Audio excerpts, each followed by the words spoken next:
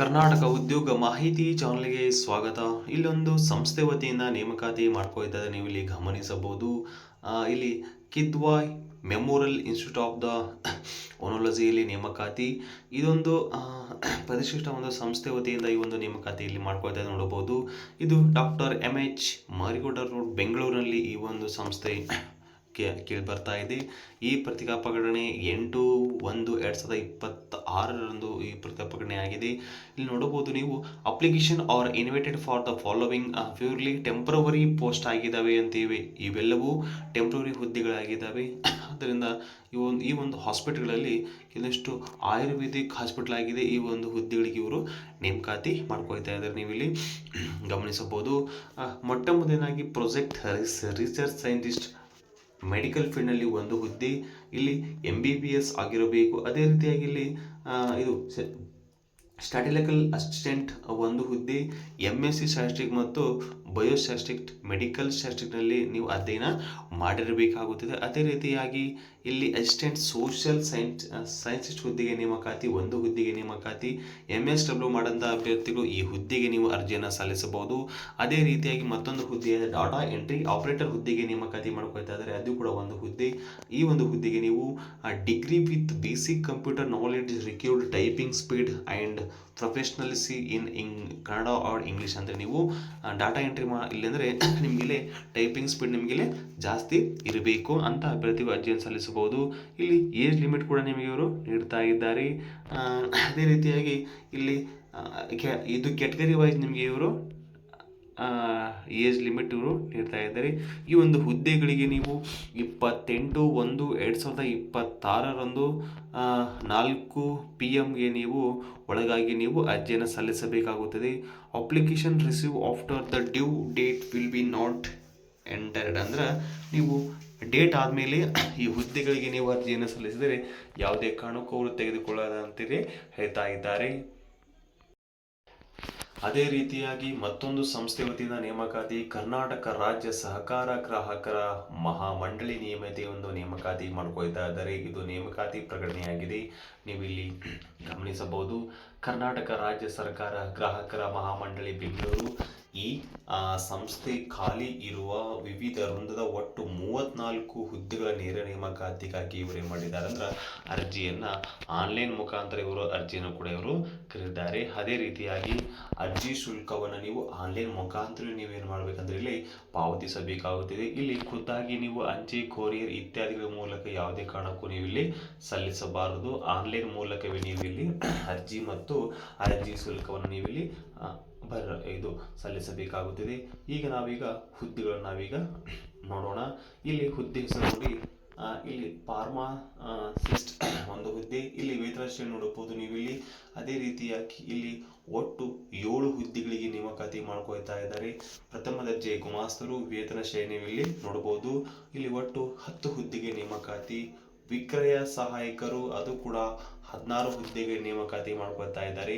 ಅದೇ ರೀತಿಯಾಗಿ ವಿಕ್ರಯ ಸಹಾಯಕರು ಇಲ್ಲಿ ಕೂಡ ಇದು 371 ಜೆ ಅಂದರೆ ಇದು ಹೈದರಾಬಾದ್ ಕರ್ನಾಟಕದ ಅಭ್ಯರ್ಥಿಗಳಿಗೆ ಮೀಸಲಾಗಿರೋ ಹುದ್ದೆಯಾಗಿದೆ. ಒಟ್ಟು 1 ಹುದ್ದೆಗಳಿಗೆ ನೇಮಕಾತಿ ಮಾಡ್ಕೊಳ್ತಾ ಇದ್ದಾರೆ. ಅರ್ಜಿ ನಮೂನೆ, ಅರ್ಜಿ ಸಲ್ಲಿಕೆ ವಿಧಾನ, ಮೀಸಲಾತಿ, ಒಳ ಮೀಸಲಾತಿ, ವಯೋಮಿತಿ ಪ್ರಕಾರ ನಿಮ್ಮನ್ನಿವರು ನೇಮಕಾತಿ ಮಾಡ್ಕೊಳ್ತಾ ಇದ್ದಾರೆ. ಈ ಒಂದು ವೆಬ್ಸೈಟ್ ಮೂಲಕ ನೀವು ಟೈಪ್ ಮಾಡಿ ಈ ಒಂದು ಹುದ್ದೆಗಳಿಗೆ ನೀವು ಅರ್ಜಿಯನ್ನು ಸಲ್ಲಿಸಬಹುದು. ಆನ್ಲೈನ್ ಮುಖಾಂತರ ನೀವು ಇಲ್ಲಿ ಅರ್ಜಿ ಸಲ್ಲಿಸಬೇಕಾಗುತ್ತದೆ. ಅರ್ಜಿ ಸಲ್ಲಿಸಲು ಪ್ರಾರಂಭ ದಿನಾಂಕ 9/1/2026. ಅರ್ಜಿ ಸಲ್ಲಿಸಲು ಕೊನೆಯ ದಿನಾಂಕ ನೋಡಬಹುದು ನೀವು ಇಲ್ಲಿ 7/2/2026 ಒಳಗಾಗಿ ನೀವು ಈ ಹುದ್ದೆಗಳಿಗೆ ನೀವು ಅರ್ಜಿಯನ್ನು ಸಲ್ಲಿಸಬಹುದು. ಅದೇ ರೀತಿಯಾಗಿ ಮತ್ತೊಂದು ಸಂಸ್ಥೆ ವತಿಯಿಂದ ನೇಮಕಾತಿ ಮಾಡ್ಕೊಳ್ತಾ ಇದ್ದಾರೆ, ನೋಡಬಹುದು ನೀವು ಇಲ್ಲಿ ಗಮನಿಸಬಹುದು. ಈ ಒಂದು ಸಂಸ್ಥೆ ವತಿಯಿಂದ ಇಲ್ಲಿ ನೇಮಕಾತಿ ಆಗ್ತಾ ಇದೆ.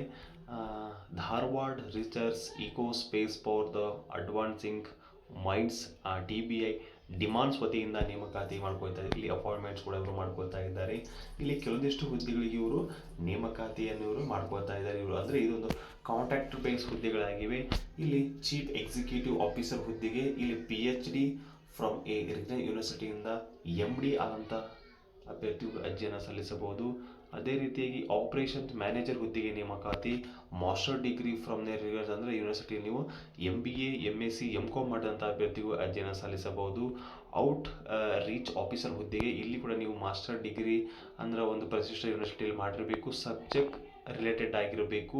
ಅದೇ ರೀತಿಯಾಗಿ ಮಾಸ್ ಕಮ್ಯುನಿಕೇಷನ್ ಮತ್ತು ಜನರಲ್ ಮತ್ತು ಮ್ಯಾನೇಜ್ಮೆಂಟ್ ಆದಂಥ ಅಭ್ಯರ್ಥಿಗೂ ಅರ್ಜಿನ ನೀವು ಸಲ್ಲಿಸಬಹುದು. ಇನ್ನೊಂದು ಸೆಕ್ರೆಟರಿ ಸಪೋರ್ಟ್ ಅಡ್ಮಿನ್ ಅಸೋಸಿಯೇಟ್ ಹುದ್ದೆಗೆ ಇದು ಕೂಡ ಬ್ಯಾಚುಲರ್ ಡಿಗ್ರಿ ಆದಂಥ ಅಭ್ಯರ್ಥಿಗಳು ಅಂದರೆ BCom BBA BSc ಆದಂಥ ಅಭ್ಯರ್ಥಿಗಳು ಅರ್ಜಿನ ಸಲ್ಲಿಸಬಹುದು. ಜೂನಿಯರ್ ಅಕೌಂಟೆಂಟ್ ಹುದ್ದೆಗೆ ನೀವು ಇಲ್ಲಿ ಮಾಸ್ಟರ್ ಡಿಗ್ರಿ ಜೊತೆ ಆಗಿರಬೇಕು ಅಥವಾ MCom ಅಥವಾ MBA ಇನ್ ಫೈನಾನ್ಸ್ನಲ್ಲಿ ವಿದ್ಯಾರ್ಥಿ ಹೊಂದಂತಹ ಅಭ್ಯರ್ಥಿಯು ಅರ್ಜಿಯನ್ನು ಸಲ್ಲಿಸಬಹುದು. ಈ ಕೆಳಗಿನ ಹುದ್ದೆಗೆ ನೀವು ಅರ್ಜಿಯನ್ನು ಸಲ್ಲಿಸಬೇಕಾದರೆ ಈ ಕೆಳಗಿನ ಎಲ್ಲ ಮಾಹಿತಿ ಪ್ರಕಾರ ನೀವು ಅರ್ಜಿಯನ್ನು ಸಲ್ಲಿಸಬೇಕಾಗುತ್ತದೆ. ಅದೇ ರೀತಿಯಾಗಿ ಮತ್ತೊಂದು ಶಿಕ್ಷಣ ಸಂಸ್ಥೆ ವತಿಯಿಂದ ನೇಮಕಾತಿ ಮಾಡ್ಕೋತಾ ಇದ್ದಾರೆ. ನವೋದಯ ಕಾನ್ವೆಂಟ್ ಸ್ಕೂಲಲ್ಲಿ ಒಂದು ನೇಮಕಾತಿಯಲ್ಲಿ ಮಾಡ್ಕೋತಾ ನೀವು ಇಲ್ಲಿ ಗಮನಿಸಬಹುದು. ಈ ಒಂದು ಶಿಕ್ಷಣ ಸಂಸ್ಥೆ ಒಂದು ನೇಮಕಾತಿ ಮಾಡ್ಕೋತಾ ಇದ್ದಾರೆ. ನವೋದಯ ಕಾನ್ವೆಂಟ್ ಸ್ಕೂಲ್ ನವನಗರ್ ಅಮರಗೋಳ ಹುಬ್ಬಳ್ಳಿ ಈ ಒಂದು ನೇಮಕಾತಿ. ಇಲ್ಲಿ ಇಂಗ್ಲಿಷ್ ಮೀಡಿಯಂ ಪ್ರೈಮರಿ ಮತ್ತು ಹೈಸ್ಕೂಲ್ಗಳಿಗೆ ಶಿಕ್ಷಕರ ನೇಮಕಾತಿಯವರು ಮಾಡ್ಕೊಳ್ತಾ ಇದ್ದಾರೆ. ಇಲ್ಲಿ ನೀವು ಗಮನಿಸಬಹುದು. English teacher, Kannada teacher, Hindi teacher, science teacher, maths teacher, music, karate, drawing, computer ಮತ್ತು ಫಿಸಿಕಲ್ ಎಜುಕೇಷನ್ ಟೀಚರ್ಗಳಿಗೆ ಇವರು ನೇಮಕಾತಿ ಮಾಡ್ಕೊಳ್ತಾ ಇದ್ದಾರೆ. ಇಲ್ಲಿ ಗಮನಿಸಬೇಕಾದ ವಿಷಯ, interested eligible candidate are invited to ಅಂದರೆ 24/1/2026 ಒಳಗಾಗಿ ನಿಮ್ಮ ರೆಸ್ಯೂಮನ್ನು ಮತ್ತು ನಿಮ್ಮ ಫೋಟೋ ಕಾಪೀಸ್ ಮತ್ತು ಆಲ್ ಮಾರ್ಕ್ಸ್ ಕಾರ್ಡ್ಗಳ ಮುಖಾಂತರವಾಗಿ ನೀವು ಈ ಒಂದು ಸಂಸ್ಥೆಯ ಸೆಕ್ರೆಟರಿ ಒಂದು ಇಮೇಲ್ಗಾಗಲಿ ಅಂದರೆ ಇಲ್ಲಿ ಪ್ರಿನ್ಸಿಪಲ್ ಇಮೇಲ್ಗಾಗಲಿ ನೀವು ಇಲ್ಲಿ ನಿಮ್ಮ ರೆಸ್ಯೂಮನ್ನು ಕಳಿಸಬೇಕಾಗುತ್ತದೆ. ಹೆಚ್ಚಿನ ಮಾಹಿತಿಗಾಗಿ ಆ ಸಂಸ್ಥೆಯ ಒಂದು ಕಾಂಟ್ಯಾಕ್ಟ್ ನಂಬರ್ ಕೂಡ ಇಲ್ಲಿ ನೀಡ್ತಾ ಇದ್ದಾರೆ. ಇವುಗಳ ಮುಖಾಂತರವಾಗಿ ನೀವು ಕರೆ ಮಾಡಿ ಮಾಹಿತಿಯನ್ನು ಕೂಡ ನೀವು ಪಡೆದುಕೊಂಡು ಈ ಹುದ್ದೆಗಳಿಗೆ ನೀವು ಅರ್ಜಿಯನ್ನು ಕೂಡ ಸಲ್ಲಿಸಬಹುದು. ಅದೇ ರೀತಿಯಾಗಿ ಮತ್ತೊಂದು ಸಂಸ್ಥೆ ವತಿಯಿಂದ ಅಂದರೆ SJM ವಿದ್ಯಾಪೀಠ ಚಿತ್ರದುರ್ಗ ಒಂದು ಸಂಸ್ಥಾನ ವತಿಯಿಂದ ಶ್ರೀ ಜಗದ್ಗುರು ಮುರುಘರಾಜೇಂದ್ರ ಬ್ರಹ್ಮಮಠ MK ಹಟ್ಟಿ ಚಿತ್ರದುರ್ಗ ಒಂದು ಸಂಸ್ಥೆ ವತಿಯಿಂದ ನೇಮಕಾತಿ ಪ್ರಕಟಣೆಯಾಗಿದೆ. ಇಲ್ಲಿ ನೀವು ನೋಡಬಹುದು SJM ವಿದ್ಯಾಪೀಠ ಆಶ್ರಯದಲ್ಲಿ ನಡೆಯುತ್ತಿರುವ ಅನುದಾನರಹಿತ ಶ್ರೀ ಬಸವೇಶ್ವರ ಶಿಕ್ಷಣ ಮಹಾವಿದ್ಯಾಲಯ ಅಂದರೆ B.Ed ಕಾಲೇಜ್ಗೆ ಈ ಒಂದು ನೇಮಕಾತಿ ಮಾಡ್ಕೊಳ್ತಾ ಇದ್ದಾರೆ. ಆ ಒಂದು B.Ed ಕಾಲೇಜ್ ಎಲ್ಲಿದೆ ಅಂದರೆ ಹೊಸಮಠ ಹಾವೇರಿ. ಈ ಕಾಲೇಜಿನಲ್ಲಿ ಇರುವ ಬೋಧಕ ಹುದ್ದೆಗಳಿಗೆ ಇವರು ನೇಮಕಾತಿಯನ್ನು ಮಾಡ್ಕೊಳ್ತಾ ಇದ್ದಾರೆ. ಅಂದರೆ ಇದೊಂದು B.Ed ಕಾಲೇಜ್ಗೆ ಇಲ್ಲಿ ಪ್ರೊಫೆಸರ್ಗಳನ್ನು ಇವರು ನೇಮಕಾತಿ ಮಾಡ್ಕೊಳ್ತಾ ಇದ್ದಾರೆ. ಇದು ಹಾವೇರಿಯಲ್ಲಿ ಕಂಡುಬರುವಂಥ ಒಂದು B.Ed ವಿದ್ಯಾಲಯ ವಿದ್ಯಾಲಯವಾಗಿದೆ.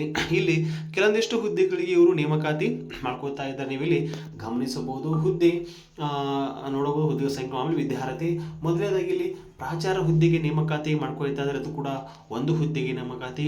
ಈ ಒಂದು ಹುದ್ದೆಗೆ ನೀವು ಅರ್ಜಿನ ಸಲ್ಲಿಸಬೇಕು. ನಿಮ್ಮ ವಿದ್ಯಾರ್ಥಿ M.Ed ಅಥವಾ PhD ಮತ್ತು ಎಜುಕೇಷನ್ ಅಥವಾ KCET ಅಥವಾ ನೀಟ್ ಅಂದರೆ ನೆಟ್ ಆದಂಥ ಅಭ್ಯರ್ಥಿಗಳು ಈ ಹುದ್ದೆಗೆ ಅರ್ಜಿ ಸಲ್ಲಿಸಬಹುದು. ಅಂದರೆ ಸೇವಾನುಭವ ಉಳ್ಳವರಿಗೆ ಮೊದಲ ಆದ್ಯತೆಯವರು ನೀಡ್ತಾ ಇದ್ದಾರೆ.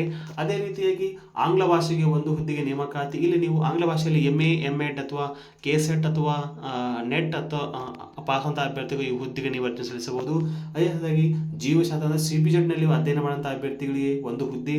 ಇಲ್ಲಿ ಕೂಡ ನೀವು MSc M.Ed KCET ಮತ್ತು ನೆಟ್ ಆದಂಥ ಅಭ್ಯರ್ಥಿಗಳು ಈ ಹುದ್ದೆಗೆ ನೀವು ಅರ್ಜಿಯನ್ನು ಸಲ್ಲಿಸಬಹುದು. ಅದೇ ರೀತಿಯಾಗಿ ಸೋಷಿಯಲ್ ಸೈನ್ಸ್ ಒಂದು ವಿಷಯಕ್ಕೆ ಒಂದು ಹುದ್ದೆಗೆ ನೇಮಕಾತಿ. ಇಲ್ಲಿ ಕೂಡ MA M.Ed KCET ಅಥವಾ ನೆಟ್ ಆದಂಥ ಅಭ್ಯರ್ಥಿಗಳು ನೀವು ಅರ್ಜಿಯನ್ನು ಸಲ್ಲಿಸಬೇಕಾಗುತ್ತದೆ.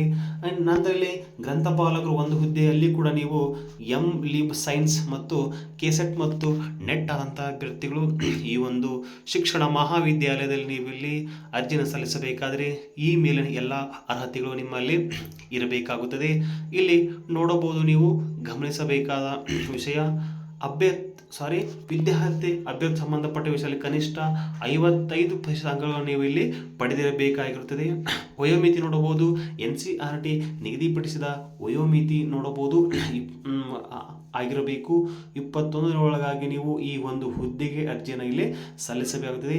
ದ್ವಿಪ್ರತಿಯನ್ನು ದೃಢೀಕರಿಸಬೇಕಾಗುತ್ತದೆ. ನೀವು ಇಲ್ಲಿ ಒಂದು ಬಸವೇಶ್ವರ ಶಿಕ್ಷಣ ಮಹಾವಿದ್ಯಾಲಯ ಶ್ರೀ ಹೊಸಮಠ ಹಾವೇರಿ ಅರ್ಜಿ ಮತ್ತೊಂದು ಅರ್ಜಿಯನ್ನು ನೀವು ಅಧ್ಯಕ್ಷರು SJM ವಿದ್ಯಾಪೀಠ ಮುರುಘಾ ಮಠ ಚಿತ್ರದುರ್ಗ ಇವರಿಗೆ ನೀವು ಇನ್ನೊಂದು ಪ್ರತಿಯನ್ನು ಸಲ್ಲಿಸಬೇಕು. ಒಂದು ಪ್ರತಿಯನ್ನು B.Ed ಮಹಾವಿದ್ಯಾಲಯ ಹೊಸಮಠ ಹಾವೇರಿಗೆ ಸಲ್ಲಿಸಬೇಕು. ಇನ್ನೊಂದು ಪ್ರತಿಯನ್ನು ನೀವು ಅಧ್ಯಕ್ಷರು SJM ವಿದ್ಯಾಪೀಠ ಶ್ರೀ ಮುರುಘಾ ಮಠ ಚಿತ್ರದುರ್ಗ ಇನ್ನೊಂದು ಪ್ರತಿಯನ್ನು ನೀವು ಅಲ್ಲಿಗೆ ಸಲ್ಲಿಸಬೇಕಾಗುತ್ತದೆ.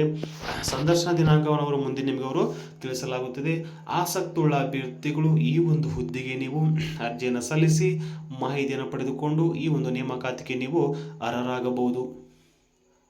ಇದೇ ರೀತಿ ಮಾಹಿತಿಗಾಗಿ ನಮ್ಮ ಚಾನಲ್ ಸಬ್ಸ್ಕ್ರೈಬ್ ಮಾಡಿಕೊಳ್ಳಿ. ಧನ್ಯವಾದಗಳು.